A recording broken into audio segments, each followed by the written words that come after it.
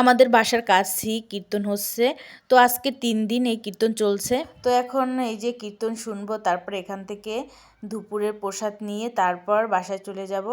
তো এই যে কীর্তনের ভিতর ঢুকছি, এখন কিন্তু কীর্তন চলতেছে। দিনরাত ২৪ ঘন্টায় কিন্তু এখানে কীর্তন চলতেছে। তো এখান থেকে কীর্তন শুনে কেউ প্রসাদ নিতে চলে যাচ্ছে, আবার কেউ কীর্তন বসে বসে শুনছে তারপর প্রসাদ নিবে। এভাবেই কিন্তু চলতেছে সারাদিন। আর খুব সুন্দর কীর্তন হচ্ছে এখানে, হাজার হাজার ভক্ত এরকম কীর্তন শুনতেছে, কেউ দাঁড়িয়ে কেউ বসে এভাবে। তো কিছুক্ষণ কীর্তন শুনলাম। তো যখন কীর্তন শুনছিলাম তখন আর ক্যামেরা চালু করিনি, পরে কিন্তু প্রসাদ নিতে চলে গেলাম।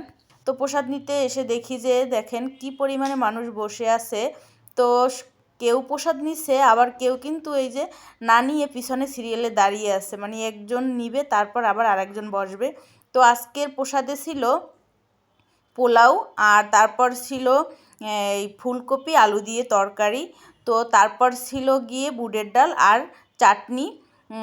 আর এই যে আমরা কিন্তু এখানে সবাই একসাথে দাঁড়িয়ে আছি এক সাইডে, এই যে আমার যা।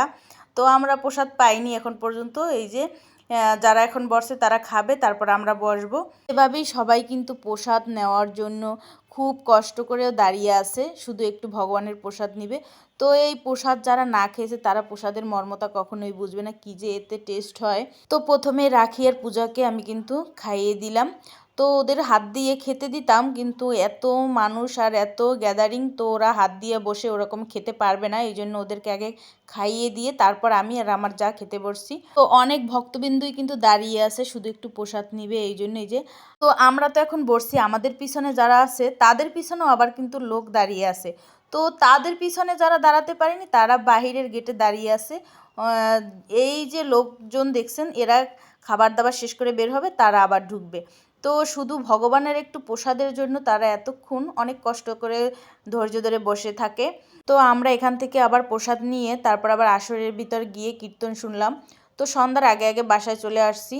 তো এই আমার এই ছোট্ট ভিডিওটা কেমন লাগছে আপনাদের কাছে অবশ্যই কমেন্ট করে জানাবেন। আর ভিডিওটি ভালো লাগলে অবশ্যই চ্যানেলটি সাবস্ক্রাইব করে রাখবেন। ধন্যবাদ।